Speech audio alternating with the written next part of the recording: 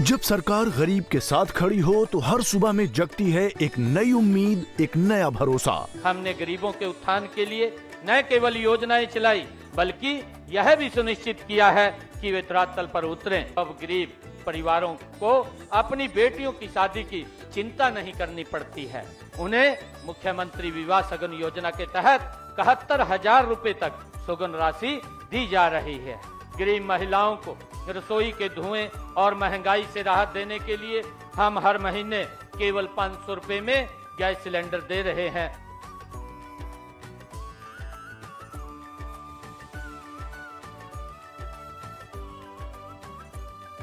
मुख्यमंत्री ग्रामीण आवास योजना से अब हर गरीब के सिर पर छत है और मुफ्त प्लॉट से मिला है जीने का सम्मान। मुझे मुख्यमंत्री आवास योजना से घर और स्वच्छ भारत मिशन ग्रामीण से शौचालय का लाभ मिला है। पीएम सूर्य घर मुफ्त बिजली योजना से खेतों और घरों में मुफ्त बिजली पहुंच रही है। अब किसान भी आत्मनिर्भर और बच्चे भी रोशन भविष्य की ओर। जब गरीब को इलाज का बोझ न उठाना पड़े और बुजुर्गों को मिले 5 लाख रुपए तक का मुफ्त उपचार, तभी तो हर चेहरे पर लौटती है मुस्कान। गरीब की खुशहाली ही हरियाणा की असली पहचान है। जब हर चेहरे पर मुस्कान हो तभी पूरा होता है सशक्त हरियाणा का सपना।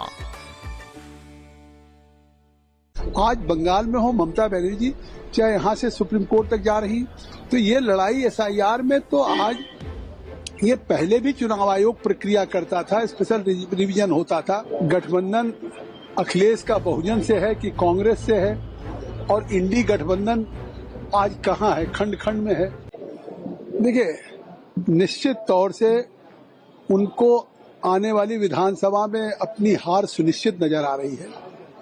एसआईआर का काम जो हो रहा है ये चुनाव आयोग कर रहा है, एक कॉन्स्टिट्यूशनल बॉडी है। चुनाव आयोग ने लगातार इनको कहा है, अभी 1 महीने का समय उत्तर प्रदेश में बढ़ाया है, और इसलिए बढ़ाया है कि अगर किसी का नाम छूट गया या किसी ने आपत्ति नहीं की तो उसको पूरा मौका है। और चुनाव आयोग ने तो चुनौती दी है कि जो भी इस देश का नागरिक है, इस देश का चाहे किसी जाति बिरादरी संप्रदाय का, और 18 साल हो गया तो वो वोटर होगा। अगर किसी की डेथ हो गई है तो वो वोटर नहीं रहेगा। अगर कहीं ट्रांसफर हो गया तो अब देश में एक जगह वोटर रह सकता है, लेकिन रोहिंग्या और बांग्लादेशी वोटर नहीं होंगे। आज बंगाल में हो ममता बनर्जी, चाहे यहाँ से सुप्रीम कोर्ट तक जा रही, तो ये लड़ाई एसआईआर में तो आज ये पहले भी चुनाव आयोग प्रक्रिया करता था, स्पेशल रिवीजन होता था कि जिससे कि शुद्ध एक बन सके मतदाता सूची, वही प्रक्रिया हो रही है। लेकिन ये डर है इनको कि आज जो अवैध रूप से यहाँ पे वोटर बन गए हैं उनके नाम अगर कटेंगे तो उससे इनको हार दिखाई पड़ रही है, तो इसलिए आरोप लगा रहे हैं। अखिलेश यादव ने कल एक बयान ये भी दिया कि उनका बहुजन समाज से पुराना गठबंधन है। अब देखिए, गठबंधन अखिलेश का बहुजन से है कि कांग्रेस से है, और इंडी गठबंधन आज कहाँ है, खंड खंड में है। तो विपक्ष का गठबंधन है, कोई भरोसा कि सुबह किसके साथ है और शाम किसके साथ है।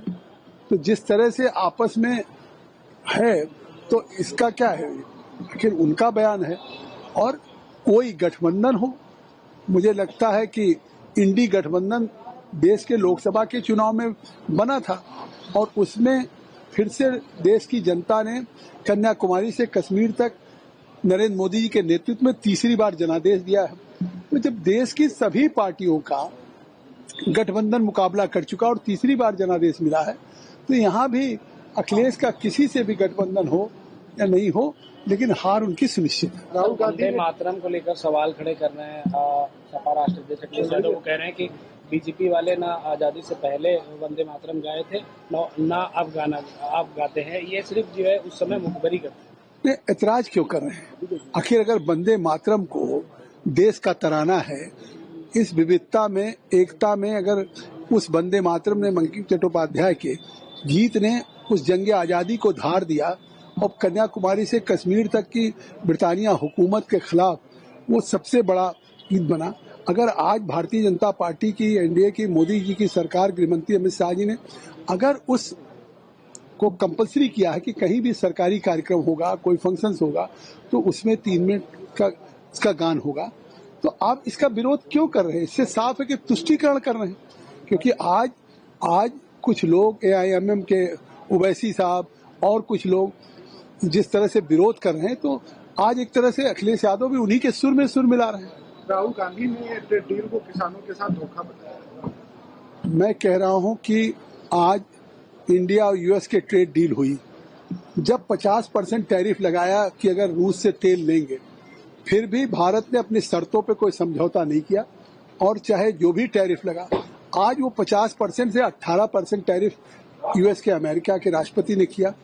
पाकिस्तान में 19% टैरिफ है, बांग्लादेश में 19% है, और साफ कहा जा रहा है, जब वाणिज्य मंत्री पीयूष गोयल जी दोनों सदनों में स्टेटमेंट दे रहे थे, कह रहे थे किसानों का हित प्रोटेक्ट है, लेकिन राहुल गांधी की झूठ बोलने की आदत है। राहुल गांधी बिना किसी हिट एंड रन की तरह से एक आरोप लगाते हैं और भाग जाते हैं, तो वो लोगों को गुमराह कर रहे हैं।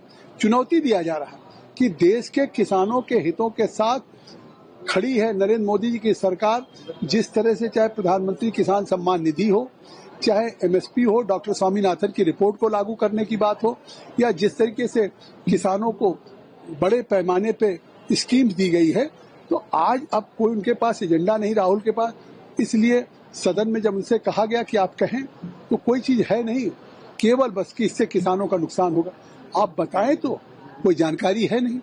सदन में बिना नियमों कानून के बोलना चाहते हैं और झूठ बोलना चाहते हैं। ऐसा कोई लीडर ऑफ अपोजिशन आज तक हुआ ही नहीं होगा जो इस तरह से झूठ बोलता हो। सर, एक आखिरी सवाल सर, असम के मुख्यमंत्री हेमंत बिस्वा शर्मा पर विपक्ष हेट स्पीच का आरोप लगा रहा था। सुप्रीम कोर्ट मतलब कोर्ट तक भी विपक्ष गया, लेकिन कोर्ट ने FIR दर्ज कराने के लिए मना कर दिया।